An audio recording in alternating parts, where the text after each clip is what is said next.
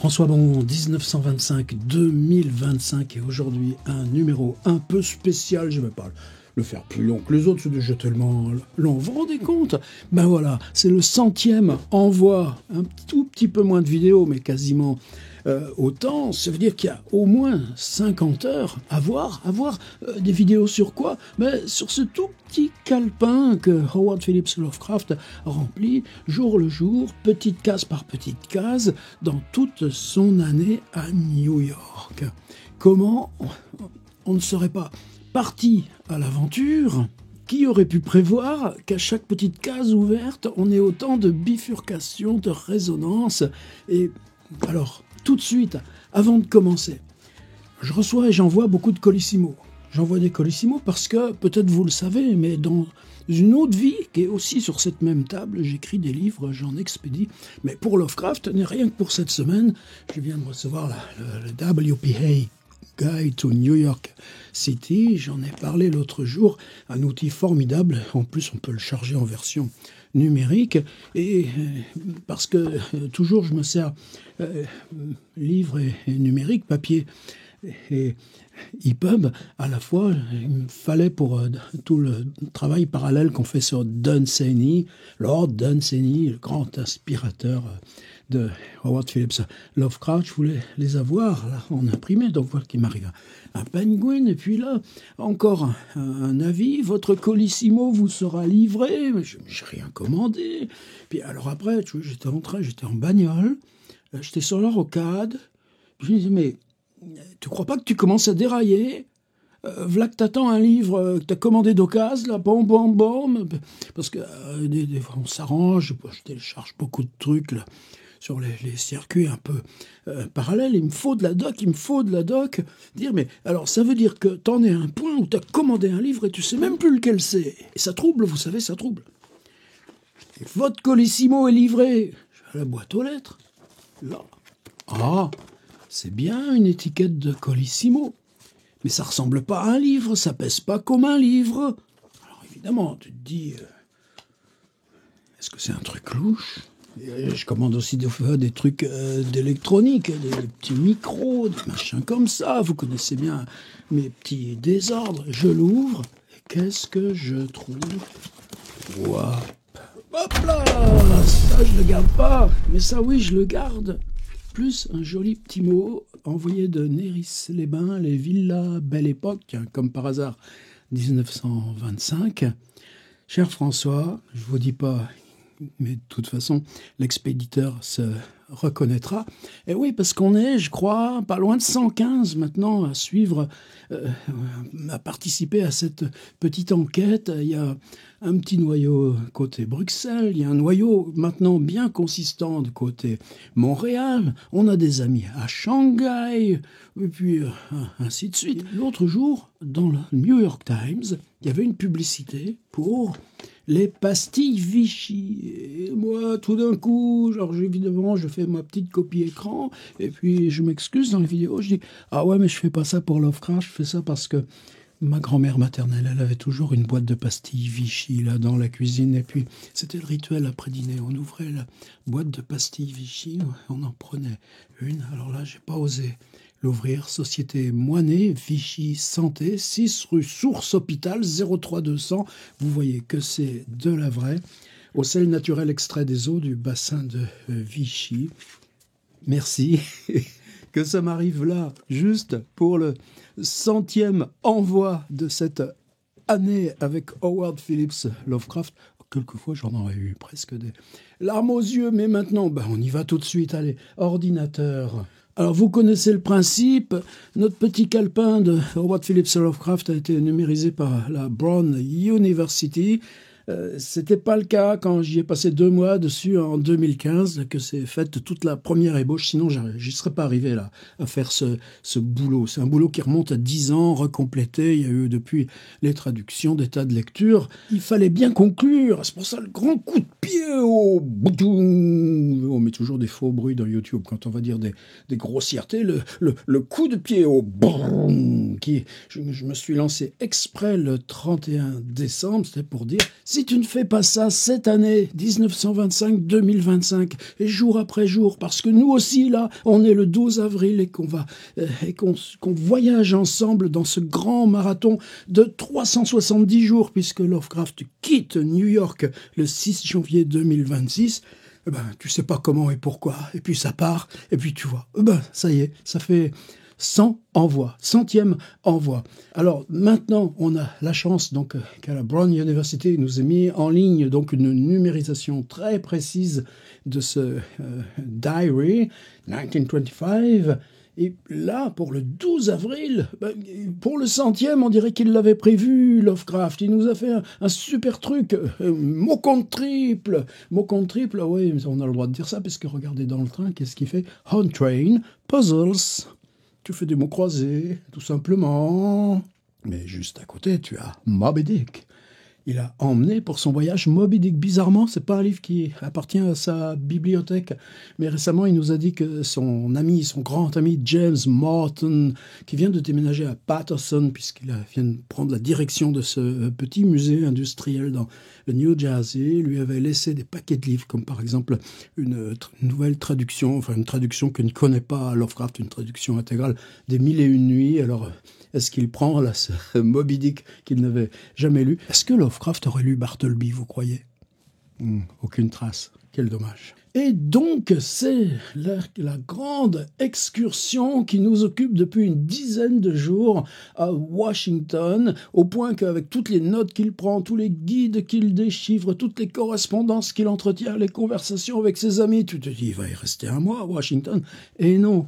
Et ça y est, j'ai trouvé pourquoi. Vous savez pourquoi? Eh bien, la SNCF... non, c'est pas la SNCF. Qu'est-ce que je dis? Mais qu'est-ce que je dis? Tu vois, au bout de 100 numéros, tu commences à... Non. Aujourd'hui, c'est les Amtrak. Mais là, c'est pas les Amtrak, parce que quand avec George Kirk, ils s'assoient dans leur wagon, ils s'assoient sur un banc. Il dit un banc, un bench. Il dit pas un siège. Il dit pas... Non, on est en 3e classe. Et ça rentre là dans l'idée que cette compagnie, New York Central ou je sais plus quoi, elle vend des billets promotion. Elle vend pour les touristes new-yorkais un aller-retour pour $3. Tu payes $3, tu peux partir le matin, partir le matin, tu pars à 1h du matin, et ça a été la nuit blanche. Vous avez vu hier, là, qu'on a toutes les étapes, on a dîné, il est revenu, il a pris son bain, ce cher Lovecraft. C'est pas souvent, c'est pas simple de prendre un bain dans les grands tubes en aluminium, et puis d'obtenir l'eau chaude de la logeuse, ou à moins qu'on lui livre, tout simplement. Ça, j'ai toujours pas éclairci. Mais les amis, 4 amis, ils redescendent à la Penn Station. Il y en a 2 qui prennent leur ticket de quai pour accompagner Kirk et Lovecraft jusqu'au wagon. Kirk a la gentillesse de laisser à Lovecraft la vitre là pour regarder. Et il y a ce texte incroyable dans sa lettre à la tante Lillian, puisque c'est nous, le principe, c'est qu'on accompagne l'exploration de ce carnet, de tout ce qu'on trouve aussi dans les lettres à sa tante Lillian et à sa tante Annie. Il lui décrit tous les endroits par où il passe. Il les décrit? Bon, d'accord. Il dit qu'il y a la lune. Mais on a tous pris le train de nuit avec une pleine lune. Et encore, elle n'est pas pleine, la lune. Elle est juste, disons, un demi-quartier, une demi-lune. Ouais, mais tu vois avec la tête, tu vois avec tous les livres, toutes les histoires, toutes les dates, tous les noms dont tu es chargé. Et ça aussi, quelles leçons il nous donne, Lovecraft. Alors ça y est, là, il note, justement parce qu'il va falloir en faire le rapport. Ce sera une lettre à la tante Annie qui fait 20 pages. Vous savez, j'en ai mis déjà plusieurs fragments. Hier, c'était sur le Lincoln Memorial, avant-hier sur ce voyage en train de nuit. Alors, est-ce que je vais vous dire... Alors, ils vont là, à Arlington, voir le manoir d'Arlington. Alors, ils reviennent là, au Ford Theater. Non, ça n'aurait pas d'intérêt. Au pire, si vous voulez la lettre. Mais oui, mais il faut soutenir aussi cette grande aventure là de Derek Hassey, donc Hippocampus Press, qui édite avec toute ce monument dressé par Hippocampus Press à toute cette littérature autour de Howard Phillips Lovecraft et bien sûr toute la correspondance, tout le travail mené par S.T. Yoshi. Donc je donne les sources.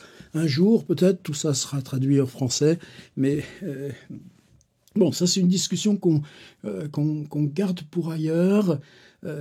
Est-ce que justement quand on fait ces explorations-là, on ne peut pas se contenter de transcription, voire... Bon, là, en tout cas, les notes sont faites pour pouvoir refaire de façon détaillée l'itinéraire. Eh oui, parce qu'on a rendez-vous avec l'ami Zach Christ, et puis Zach Christ a demandé à une amie à lui qui a une voiture, Madame Rancho, d'être là, mais Madame Rancho, elle est en retard à 9h, donc on l'attend à tel endroit, et puis finalement on va à tel autre, et puis là ce sera fermé, donc il faudra, puis finalement on est quand même dans la voiture de Madame Rancho. Bon, on ne veut pas s'intéresser à tout ce détail. Par contre, ben, nous, et puis d'autant plus que là, on est dans ce 100e numéro. Je peux vous emmener dans mon PDF. Non, ce ne sera pas un PDF extraordinaire. J'ai mes 10 pages habituelles. C'est plutôt moi la joie de comment on compose ce genre d'ensemble. Et commençons par la fin. La fin, c'est que le train de Howard Phillips Lovecraft longe ce C&O Canal, le Chesapeake and Ohio Canal, et pour lui, quel bonheur! Et ça, il le répercute dans le petit calepin. C&O Canal. Voilà une image d'époque, une photographie d'époque où on voit ce train. Alors évidemment, si on regarde les fils téléphoniques, qu'est-ce que c'est? Est-ce que les fils d'électricité? Je ne garantis pas que ce soit 1925 ou 1935. En tout cas, ce sont bien les paysages qu'il traverse avec les yeux de Merlanfry appliqués contre la fenêtre le long de ce canal historique avec ses péniches. Et juste pour dire gratitude, reconnaissance. Et dire que Lovecraft aussi nous remercie, on le voit ici, à cette fenêtre. Là, il nous fait bonjour, lui aussi. Ça, c'est la page 10 de mon petit PDF. Et donc, toujours, moi, je respecte une sorte de protocole strict.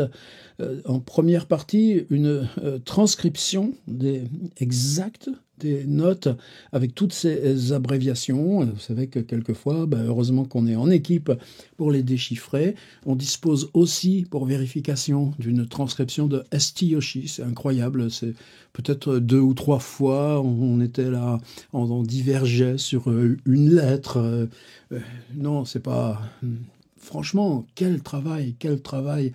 Et nous, c'est pas quelque chose où on évite, oui, hommage, oui, gratitude à S.T. Yoshi, simplement ce travail ayant été posé, cette mise à disposition généreuse, massive, reste à explorer l'enjeu pour la littérature, pour l'écriture. Et là, nous, c'est une petite sente étroite, mais c'est un petit peu notre partie à nous ici. Alors, je vous fais grâce de Breakfast Capital. Voici Edward Lloyd Sechrist, ILS, qui débarque. Et juste en amont, c'est qu'il y a cette liste-là, donc on monte dans le train, on fait des mots croisés, se met à Moby Dick. George Kirk, lui, a apporté quoi? Eh bien, on a acheté à la Penn Station le supplément littéraire du Times. Il y a aussi le New York Post. Alors, il se peut que ce soir-là, ce soit plutôt le New York Post, mais bien sûr, il y a aussi le New York Times. Et bien sûr, on va aller l'explorer, nous. Il a aussi ses guides de Washington. On traverse Philadelphie, on traverse Wilmington. C'est l'aurore et juste après que le jour commence à se lever, on arrive à Havre-de-Grâce. Havre-de-Grâce, je n'avais jamais entendu parler de Havre-de-Grâce. Alors, on explore. Et voici 2 photographies. Donc, on traverse une rivière qui a gardé, comme très souvent, le nom là des Premières Nations. C'est la Susquehanna. S-U-S-Q-E-H-A-2-N-A. Et il y a ce long viaduc là qui, après Aberdeen, le même nom que la ville écossaise, traverse la Susquehanna et s'arrête dans la gare, et ça c'est la gare en 1925 de Havre-de-Grâce, une ville toute petite maintenant absorbée dans la métropole plus grande, c'est le Hartford County. Hartford County, c'est le shérif de Hartford qui gère la loi à Havre-de-Grâce. N'empêche que lui, là, dans son train de nuit, le matin, quand il écrit le mot Havre-de-Grâce, c'est cette petite gare-là qu'il a devant les yeux. Et ainsi commence le PDF. Je reviens là sur ces $3 aller-retour.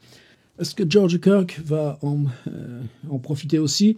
Non, parce que lui continue son voyage, mais il a peut-être trouvé un billet promo aussi pour aller jusqu'en Virginie, en Caroline, peut-être Savannah, avant de revenir dans quelques jours. Et puis, il en profite, lui, pour son travail de bouquiniste. En ce moment, il fait les ventes, il écrème, et puis, comme il l'a fait tout récemment, il se fait envoyer les livres ensuite à Brooklyn, il trie, et les livres qu'on peut recaser chez les bouquinistes un peu généralistes, ça va, et il constitue ce qui va être le fond de la librairie d'occasion qu'il va bientôt ouvrir. Et là, c'est vraiment en cheville, ils ont une relation très serrée, pour pas très longtemps, avec Howard Phillips Lovecraft. Et donc le retour, après le Lincoln Memorial, après le manoir d'Arlington, Lovecraft reviendra seul. Madame Renshaw et Zachrist le ramènent juste à temps pour la gare, parce que on est en 1925, c'est pas si facile, mais c'est bon, il a le train juste à temps et il arrivera vers 1h du matin à New York, il reprendra le métro. Qu'est-ce qu'il fera ? Se mettra aussitôt justement à rédiger ses petites notes, et à 3h du matin, alors qu'il est parti la veille à 1h du matin, ça y est, l'excursion Washington peut être considérée comme bouclée. Alors, une autre petite chose que j'ai prise, là, on regarde Cambridge. Bon, qu'est-ce que c'est Cambridge? Canal Road. Alors, Canal, c'est le CNO, on vient de voir. Et puis, Chain Bridge. Tu es à Washington? Moi aussi, j'ai passé une journée à Washington, c'est merveilleux. Les ponts. Oui, mais oui, lui, il est pont. Key Bridge, Chain Bridge. Et rappelez-vous, dans cette balade à New York de nuit avec George Kirk, là, dont j'avais mis la traduction récemment, c'était le grand pont là, tout juste construit qui sépare Manhattan du Queens. Et en cherchant, mais on les trouve.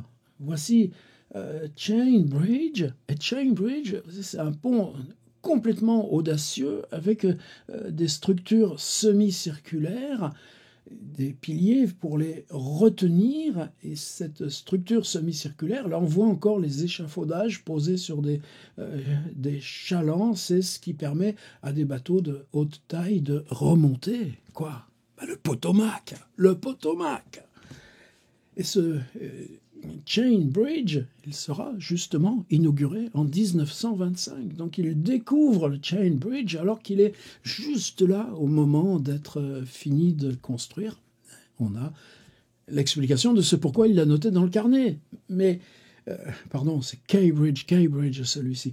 Et Chain Bridge, alors lui, c'est un grand truc qui date de 1797. Au début, c'était juste une espèce de couloir en bois, en bois couvert. Et puis, finalement, ça a brûlé, on l'a reconstruit, c'était emporté par les inondations, et à chaque fois, on le rend un peu plus solide. Et c'est un pont qui est évidemment aussi célèbre, parce que lui traverse d'une part le Potomac, et d'autre part le canal. Donc c'est un pont sur 2 rivières. Mais pendant la guerre civile, ça a été un lieu complètement historique, évidemment, de combats, d'affrontements, de passage de troupes. Donc la différence, c'est que là, Cambridge, tu viens regarder la modernité qui, dans son combat avec la nature, par l'architecture, et avec Chain Bridge, tu es confronté en direct à l'histoire de ton propre pays. Cette histoire de la guerre civile, c'est celle-là en permanence Ambrose Bierce explore pour ses récits fantastiques et ses récits de fantômes que vous avez en téléchargement, là, en traduction dans le dossier. Et tu dis, mais Lovecraft et les ponts, mais tu te mets à réfléchir et tu trouves que dans la nouvelle Nyarlathotep du tout début, ces gens fascinés par les phénomènes d'électricité statique qui sortent de l'écran et qui les font sortir par une petite porte et s'en aller se perdre dans des souterrains près de la centrale thermique. C'est justement là où il y a les ponts de Providence. Et bien plus tard, Innsmouth, où se passe, bien évidemment, tu as le pont en permanence avec l'autobus, le pont à côté de cette usine très très mystérieuse et glauque. Et à la fin, quand le narrateur est poursuivi, on est justement sur le pont de chemin de fer. C'est là où il y a le cœur de l'action. Donc oui, Lovecraft et les ponts. Si on veut lire Innsmouth, c'est bien d'aller regarder un peu. On comprend pourquoi dans Commonplace Brock, on a 3 occurrences comme ça d'histoires avec des ponts. Juste la plus brève serait un pont sur une eau noire et visqueuse. Vous vous en souvenez de celle-ci? Et maintenant, bien sûr, exploration du New York Times. Et savez-vous quoi? Pour ce 100e envoi du Diary 1925, le New York Times de ce dimanche 12 avril, c'est évidemment là où il y a les suppléments et il nous cadeaute de 202 pages. Et ce que je vous propose, on va faire une autre technique que ce qu'on a utilisé d'habitude. J'ai défini 15 rendez-vous. On va prendre 15 rendez-vous sur ces 202 pages et on va y aller de façon comptée. Et 1 sur 15, page de une, évidemment. J'ai retenu quoi? Bon, il y a toujours le choix. Mais encore une histoire de poison. Vous savez, le nombre d'histoires de poison qu'on a depuis le début, y compris avec cette grosse histoire louche à Chicago, avec exhumation de cadavres. Dans cette maison où 5 personnes sont mortes, on a trouvé des stocks d'arsenic et c'est passionnant. Il y a autant de polars à faire. On pourrait revoyager dans l'histoire toujours.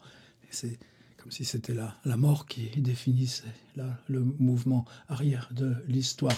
Pause 2, je vais direct page 5. Et page 5, on apprend quoi? Beebe, William Beebe, l'explorateur des fonds marins. On n'avait pas de nouvelles depuis 11 jours. On a eu hier un signal indirect retransmis par des bateaux de la marine qui avaient attrapé un signal très faible. On savait que tout allait bien à bord de l'Acturus. Et puis cette fois-ci, c'est William Beebe lui-même qui donne des nouvelles de l'expédition et dit que c'est bon, on est à l'approche des Galapagos. Le signal a transité par Pittsburgh.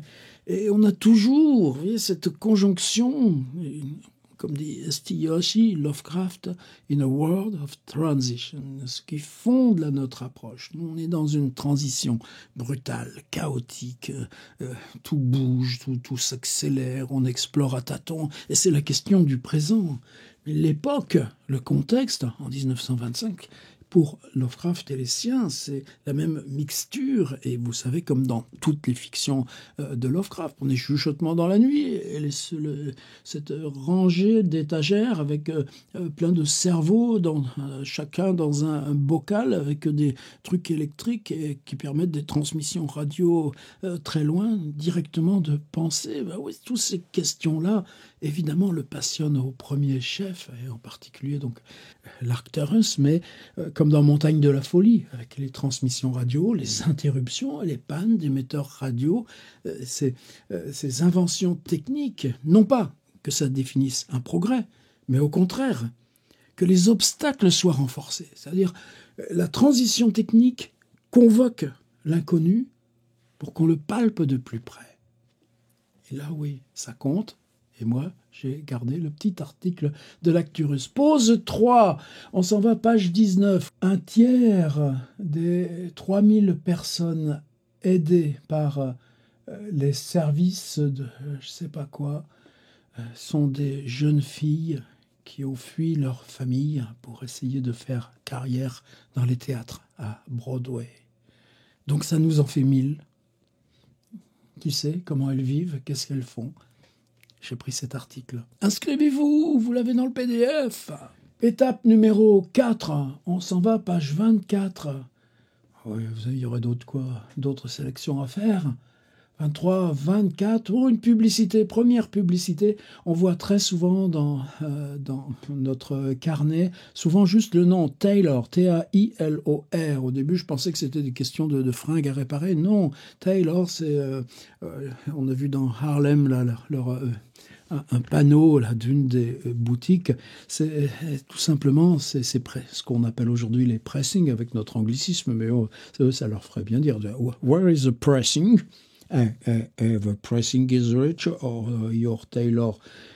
Là, c'est une autre chaîne de laverie, puisqu'on n'a pas de machine à laver chez soi, pas plus l'immeuble de Lovecraft, puisque là-bas, les machines à laver sont toujours collectives. On les trouve. Moi, c'était le cas à Angel Street, quand j'étais dans les 2 mois à Providence, mais chaque fois que j'ai séjourné aux US, c'était ça. On descend à la cave, et là, vous avez les trucs avec les jetons, et une machine à laver et un sèche-linge, ou 2 à la limite, suffisent pour l'ensemble des logements. Mais là, on n'en est pas encore là. 50 000 familles préfèrent la compagnie de laverie nationale, tout simplement parce qu'elles l'ont essayé. National Laundry, publicité avec une dame qui range soigneusement ses chemises. Étape numéro 5, on s'en va page 42, oui, qu'on avance à toute allure, mais on a 200 pages à explorer. On est comme de lire le journal habituel et soudain, ici c'est page 32, changement de format, on entre dans ce fascicule intercalé, on a plusieurs fascicules intercalés, l'un c'est le supplément littéraire, l'autre c'est le supplément magazine photographique, ou supplément photographique plus supplément magazine, on va voir, et là, cette semaine, comme les semaines précédentes, The New York Times Book Review. Et c'est souvent pas trop difficile de reconnaître dans la masse de ces pleines pages.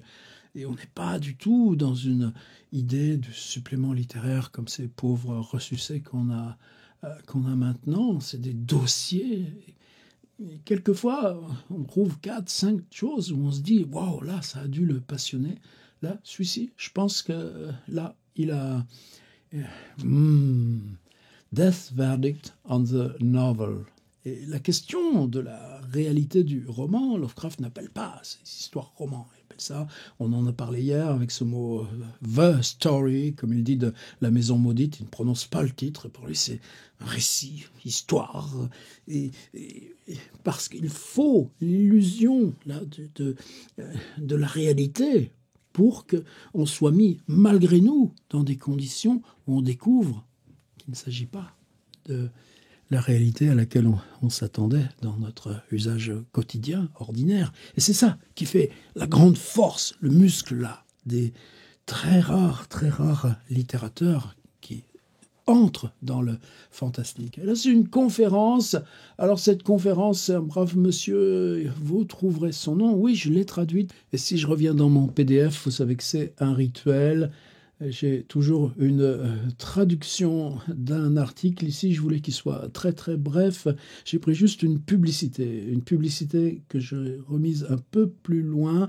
C'est le linoleum Armstrongs. Alors, linoleum, c'est des toiles de lin, de la toile de jute enduite d'huile de lin. C'est chauffé pour devenir très très rigide, mais on peut garder des couleurs. C'est pas une invention récente, mais évidemment c'est une invention là, qui maintenant se répand. La ville neuve se fabrique avec sur chacun de ces sols du linoléum. Mais vous voyez sur une publicité linoléum la masse de rédactionnel, comme on dirait aujourd'hui, qui l'accompagne. Et tout bientôt, Lovecraft va essayer de s'engager avec son ami Arthur Leeds dans ce genre de rédaction, parce que il faut bien croûter, tu gagnes des sous ou tu meurs. Alors là, c'est ça que j'ai gardé, et cet article-là sur la mort du roman, je l'ai mis en annexe, comme vous savez qu'on a souvent dans nos petits PDF. Ça permet de mettre du texte un peu plus long. aspirant à remplir le rôle d'un nouveau fossoyeur. Philippe Guedalla, vous vous souvenez de Philippe Guedalla? Pas personne. A donné la semaine dernière au National Liberal Club, ça fait très Jules Verne, tout ça, une conférence sur la mort du roman. Et ça, vous lirez. Et c'est adorable parce que la question est justement celle de la réalité. C'est-à-dire que ceux qui ont quelque chose à dire sur la question sociale, ceux qui ont quelque chose à dire sur comment l'homme affronte son destin ou sa réalité immédiate, ceux-là ne font plus le choix du roman. Si, il y en a qui le font encore, ceux qui ont plus de 45 ans. Et là, on commence à rigoler un petit peu, mais la question, c'est qu'est-ce que vous choisissez à la place? Et là, le journal réagit en souriant, mais peut-être un peu trop. En tout cas, la nouvelle de l'obsolescence du roman n'a pas encore atteint les éditeurs, car les rubriques fiction de leur parution de printemps sont toujours aussi nourries. Et là, on dirait nous que ça n'a pas trop changé. Et il donne des exemples. Alors j'ai pris que le début du dossier, Flora Klickmann, rédactrice en chef d'un magazine féminin bien connu, auteur de plusieurs livres sur la nature, a écrit l'histoire d'amour d'une jeune fille moderne sous le titre The Carrion of Scarpa. George Blake, rédacteur en chef par intérim du London's Weekly, nous a donné dans The White Man une image graphique des conditions sociales et industrielles de Glasgow, qui ont fait de cette ville depuis quelques années un centre potentiel de révolution. Martin Armstrong, mieux connu comme poète et critique, s'est essayé au roman dans The Goat and Compasses. Le lieutenant-général Dunsville, auteur de Hand Obey, une histoire d'amour sur fond de guerre. Et c'est un guerrier. Moi, j'ai redécouvert, grâce à ça, ce qui avait été la Hush Hush Party, tout ce qui se passe là dans le monde asiatique, africain, dans le grand ébranlement de la fin de la Première Guerre mondiale, comme si toutes ces armées mobilisées, la guerre s'arrête, qu'est-ce que tu fais? Tu la transformes en guerre coloniale. Et ce général Dunsville. Et petite galerie adventiste de Rudyard Kipling, je ne connais pas le roman qui s'appelle Stalky. Je connais un stalker, mais c'est pas un roman, en tout cas pas de Kipling. Et Kipling aurait pris l'histoire tout simplement dans les mémoires de ce général Dunsville, et ainsi de suite. Et c'est quoi la question? La question, c'est que tous ceux-là qui ont fait le choix du roman, y compris sur des questions d'histoire et des questions sociales d'urgence, on n'en connaît plus aucun. Et ceux qui sont passés sur d'autres biais, d'autres frais, comme les Robert Howard, comme les Dunsany, comme les Lovecraft, bizarrement, aujourd'hui, nous, ils comptent. Et ça, c'est une question qui revient vous prendre de plein fouet sur la question de la littérature. De tous ces copains là qui se sont échinés des années là sur des manuscrits, et puis tu l'envoies à telle maison, refus, non, pas de réponse, non. Donc le fait qu'ils répondent même plus, peut être encore plus difficile à vivre que les réponses négatives. On revient au New York Times. À la 6, c'est page 51 dans ma petite sélection, page 51, une publicité pour un livre qui s'appelle Habit. Quelle est ta plus mauvaise habitude? Quelle est? Là, oui, toi, ton habitude la plus honteuse. Ah, tu veux pas répondre? Oui, mais si tu veux ne pas répondre, mais t'en occuper quand même, va lire ce livre. Et tu verras que comme des dizaines de milliers de personnes avant toi, tu vas pouvoir l'affronter de face, ta mauvaise habitude. 7, on s'en va page 67. C'est normal, 67, ce sera un autre protocole d'exploration. Publicité encore, publicité parce que dans la 125e rue ouest, on doit être quelque part vers Harlem, on a un grand magasin Core. Et pourquoi il m'intéresse, c'est que ce sont des objets ménagers, c'est les objets qu'on trouve dans les intérieurs ordinaires. Le fer à repasser, la petite tondeuse à gazon sans moteur, les balais, les casseroles, la bouilloire. Et est-ce que c'est important? Bien sûr que non. Mais quand on lit ces mots-là dans le journal de Lovecraft, on a peut-être besoin un petit peu de savoir à quoi ça ressemble. Et là, merci. 8, on s'en va, page 97, à grands traits à travers tout ce journal de 200 pages. Lennon, John Lennon, ah non, Lennon, c'est un magasin de meubles. On arrive à la partie photo, le supplément photographique. Et là, on reconnaît tout de suite, en tout cas cette photo-là, elle était dans le PDF il y a juste, c'était lundi dernier, le lancement de ce premier porte-avions, de ce destroyer qui sera mobilisé toute la guerre. Le premier à pouvoir porter 40 avions. C'est quoi les avions en 1925 et qui s'appelle le Saratoga.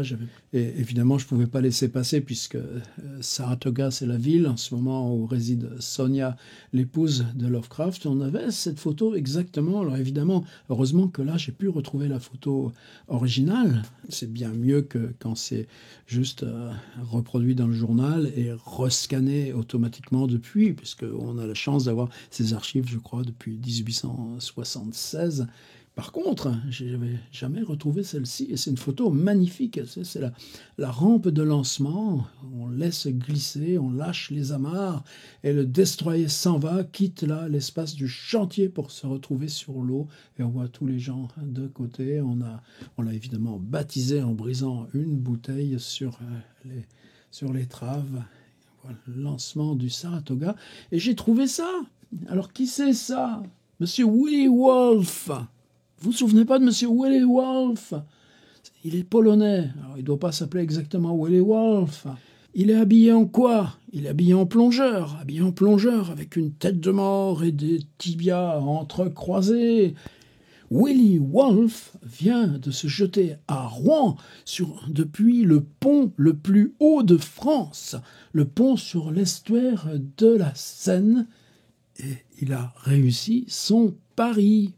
Merci, New York Times, de nous en avoir mémoire. On a des copains de Rouen là, dans l'équipe. Peut-être vous retrouverez là, cette histoire-là dans les archives locales. On est à 9, on s'en va page 100, c'est pas loin, page 99. Page 100, oui, on suit ce feuilleton-là, c'est un de nos marqueurs près de Tunis, Utica, là où il y a les fouilles archéologiques. Cette fois, on a une photo directe avec les moutons qui passent au-dessus, tandis que les archéologues sont penchés sur les sarcophages. On a 2 photos, là, ils exhument en direct une sculpture. Et toujours aussi ces photos de jeunes dames qui vont se marier. Vous savez, j'avais noté que non, on n'a pas besoin de sourire en 1925 sur les photos, quand c'est pas encore venu.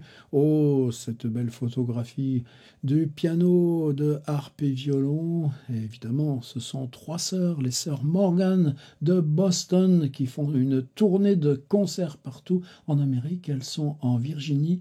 La plus jeune a 14, c'est elle qui joue la harpe, 14 ans, celle qui joue la harpe. On doit à 10, on s'en va page 101, une autre photographie, alors là, plus dure, c'est Drama and the Pacific, des migrants. Et vous voyez comment ils sont transportés, vous voyez combien ils sont sur le pont, tandis que là, on relève les ancres avec des treuils à la main. Ça, c'est une photographie dont j'aimerais bien retrouver l'original. Ils viennent d'arriver en Californie sur un bateau qui s'appelle The Henderson.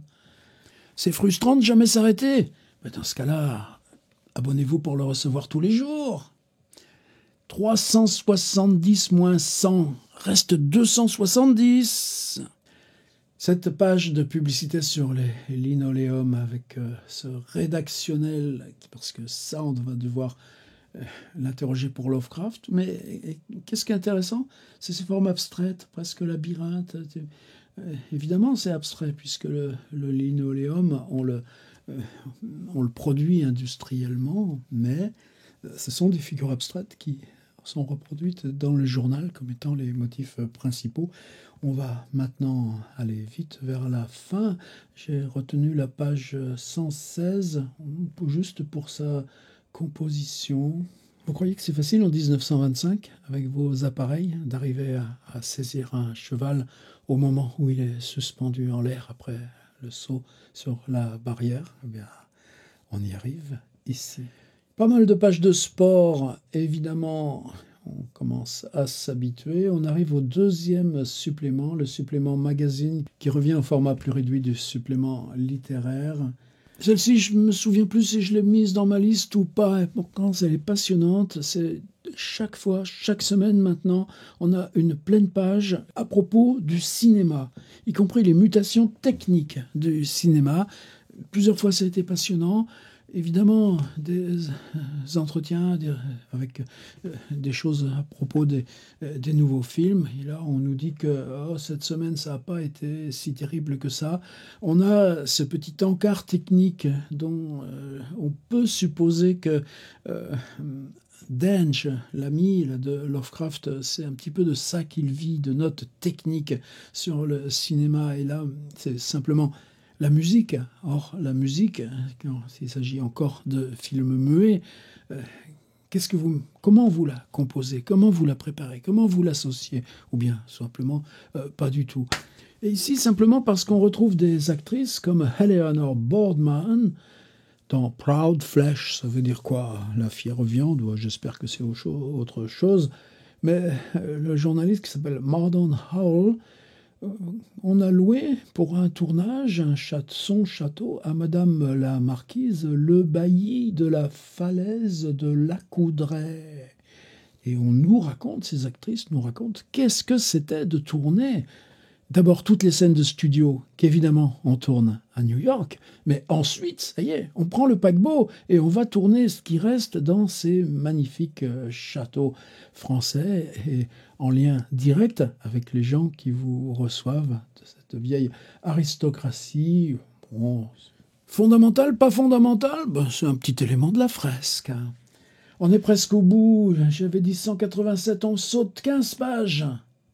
Parce qu'on a des nouvelles de cet explorateur, Macmillan, qui a passé un accord avec la Navy et l'Air Force, et 2 aviateurs militaires. Voici un des 2 appareils, voici un des 2 pilotes, se sont joints à son expédition, et ça y est, on est parti pour le survol tout bientôt du continent arctique. Est-ce qu'il y a un continent ? Est-ce qu'il n'y a pas de continent? En tout cas, on est parti pour l'explorer. La page suivante, j'ai bien aimé aussi, la diligence. Qu'est-ce qu'il dit Lovecraft quand le train démarre de la Penn Station? Il dit « la diligence » et qui s'arrête à Wilmington pour changer les chevaux. Donc lui, il joue de ces 10 chronologies. Oui, mais le transport du courrier postal, il est passé en peu de temps de la diligence au train et à l'avion. Qu'est-ce que ça a changé pour les tarifs? C'est des petits documents. Et pour finir, rappelez-vous qu'il y a 4-5 jours, on avait, peut-être dans le supplément de la semaine dernière, pour la première fois, la radio était transmise depuis le terrain. On inventait la radio documentaire. Et pour ça, il s'était rendu au Madison Square Garden et on avait transmis en direct tous les bruits d'animaux de la ménagerie. On a cette fois-ci, aujourd'hui, une photo précisément de cette station radio WJZ devant un éléphant et en train de transmettre. Alors, je reviens à mon PDF une dernière fois.